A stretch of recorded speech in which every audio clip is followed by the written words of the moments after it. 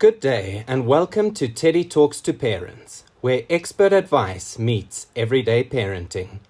In today's episode, we're diving into the critical topic of technology and child safety. We'll explore what parents can do to protect their children online, how they can recognize signs of cyberbullying, and the importance of teaching children safe internet habits. We are joined today by Sherylle Dass, Reginal Director at the Legal Resource Center. Good day, Mrs. Dass, and thank you so much for joining us today. Thank you for having me. It's a pleasure being here. Wonderful. So, we can see an increasing use of technology around the world, whether it's parents, children, and just broader society. So, could you maybe just paint a picture for us of the possible problems that arise around children using technology? That is a very, very loaded question, but I'm going to try and answer that. So for people in general, I think advancements in technology can either be positive or negative.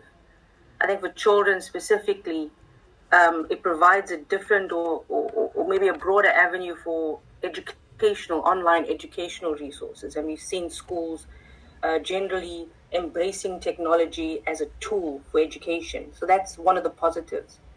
But the negatives are also very, very concerning. So with the rapid rate of advancements in technology, and more recently with generative AI, there are many concerns around people's privacy rights, data protection, misinformation and disinformation. For your listeners, what is commonly known as fake news and the information crisis that we're in.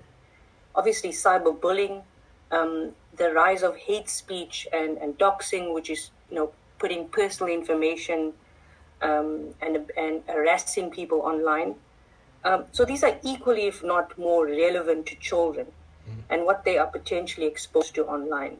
So the most common use of technology these days are social media platforms. And to understand the risks of exposure of online harms on social media, you need to be aware of how their business model operates. Okay. All of these platforms that largely appeal to teens, in particular, TikTok, Instagram, Facebook, YouTube, Snapchat, they rely on advertising technology to boost their profits. This means that it is designed to keep users online and engaged with their platforms. So while they claim to provide a platform where users are content providers and your feeds are created or curated by your likes and interests, their system actively promotes content that is harmful to users, including children, such as hate speech, false information, violent content. This is how they make their money. The second concern is the collection of data. So their algorithms actively collect user data. And various investigations and court cases have uncovered or exposed big tech corporations that have been using data collected on their platforms and selling this data. And these are very sensitive data, like a user's race, gender, even their sexual orientation. So, and the third is obviously the emergence of a generative AI, which is particularly concerning for children.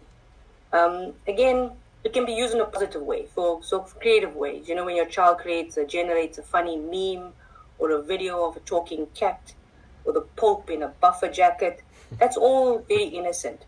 But what happens when someone uses your child's photo to generate a nude picture of her and then shares this with their friends via WhatsApp, etc.? Now, this is actually a case that recently happened in Johannesburg. And then lastly, it's obviously the effects on a teen's mental health and younger children who are addicted to their devices. It is not just that they are disconnected to the real world, but their online environment becomes their own new reality. So what they see online, the perfect lives of influencers, questions their own identity, their own reality in relation to how they look and how successful they are. So this curated reality online has serious mental health implications for teenagers and young adults particularly. Yeah, I know. We are seeing it more and more, especially here at the Teddy Bear Foundation, with how kind of these predators are starting to access children. So what advice can you give parents to help them protect their children online? So there are many tools offered by big tech corporations themselves that's supposedly there to protect children from online harms. So while these tools are not foolproof, as I mentioned, big tech corporations' primary agenda is to make money. These tools may be helpful to limit your child from exposure. So Meta, for example, which is the holding company of Instagram and Facebook and WhatsApp, includes age verification and limits. So in South Africa, you can't open an account if you're under 16. You have default privacy settings, for example, teens between 13 and 17. These are set to limit who can see their posts, what information is shared, and what personal information is shared. There's also parental controls. Parents can use the Facebook Family Center to manage their teens' Meta accounts. And this includes monitoring activity and setting time limits for how long their children are on the platforms. For kids under 16, Meta offers a parent-controlled account, for example, so Meta for Kids program. And so where children as younger than 16 are still able to have an account, but these are linked to a parent account, which is a strong tool for parent monitoring, particularly the content that their children are exposed to. And TikTok has similar tools. For teens, the default setting is a restricted mode, which limits exposure to the content that they may not be suitable for everyone. They have family pairing, which is another option, allows parents and teens to customize their safety setting based on their individual needs. So a parent can link their TikTok account to their teens, and they can set parental controls. And this also includes daily screen time. So by default, the screen time is 1 hour, but a parent can actually increase that time by entering or setting a passcode. So these are all various tools that parents can use to monitor what they're being exposed to, who they're following, who's posting, and particularly whether there's any nasty predators that have infiltrated their accounts. So I would encourage parents to actually use these tools. It is not foolproof, as I said, but it may help in limiting what content your child is exposed to online.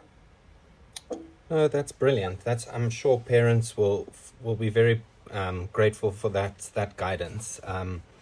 So on the other spectrum, we have a quickly growing digital age where technology is becoming a vital part of all of our lives. I mean, for me in marketing, I use various tools to help me do my job, to increase efficiency, and to just generally give me kind of a better grasp of what I'm doing.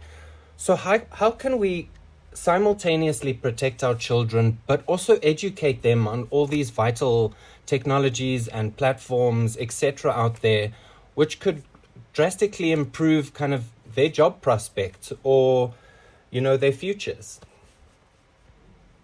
Yeah, so I'm a parent myself. I have 2 boys, and they're very active online. So knowing what I know about, mental health impacts on online spaces and online addiction, I too try to limit or ban my children, particularly during, study periods, exam times, ban them from access to technology. But I was invited to a seminar by a school, actually, and something sat with me. One of the trainers said that you shouldn't ban access to devices on social media platforms, for example, during study times. He said that banning access would be viewed as a punishment, and then children will have a negative connotation to studying. And they wouldn't enjoy it, So he said rather set boundaries and make agreements with your children, such as 1 hour of studying and you're rewarded with 30 minutes of screen time. So it's a reward incentive. It incentivizes them to study and also incentivizes them to not be overly dependent on social media. So we cannot, as parents, isolate children completely from technology and the internet. As much as we could guarantee their safety from online harms, we're also closing them off completely from connecting to the world as adults. So being digitally literate and capable is indispensable tool in this new world. And if we close them off completely, it will impact their development and opportunities as they become young adults and adults. Yeah, absolutely. Okay, wonderful. So you've kind of touched on a little bit of the dangers of refusing children access to technology. Could you maybe unpack that a little bit more for us? So it's as I said, you can't. It's inevitable. Technology and access to technology is inevitable. As I mentioned, and as an example, during COVID-19 pandemic, when schools were closed, a lot of children did not have access to education. But a lot of well-resourced and private schools were able to continue education online.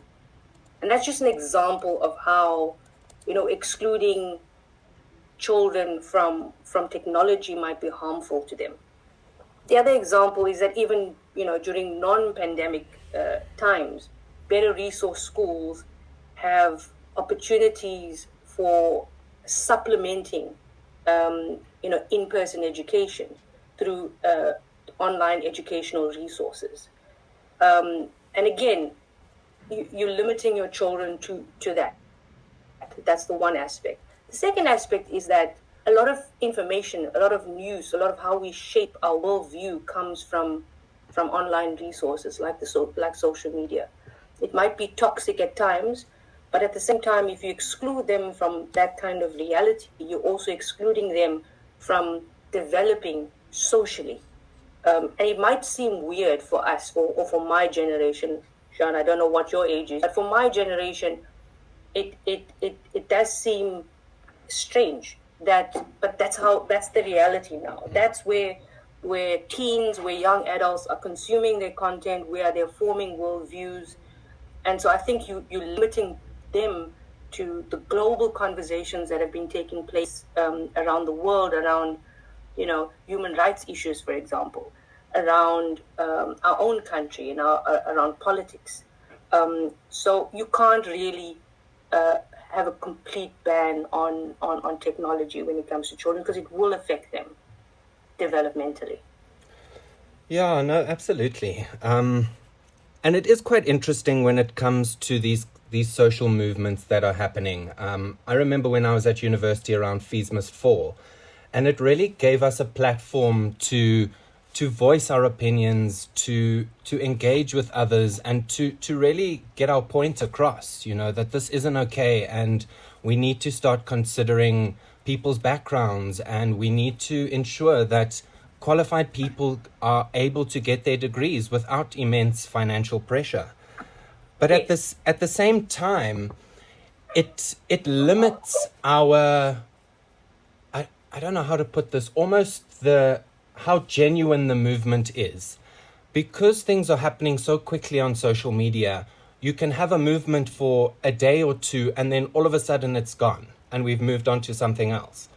So there is a damage when it comes to genuine movements. But I actually wanted to touch on addiction around technology. And I'm starting to see it more and more with young people. My aunt is a teacher, and she witnessed this group of friends sitting at a table, all on their phones, texting each other, not communicating as we all normally do. And it just started to raise questions about how this is impacting human nature and human behavior. Do you think there's a detriment to the way that we communicate and where this is kind of taking us? Absolutely.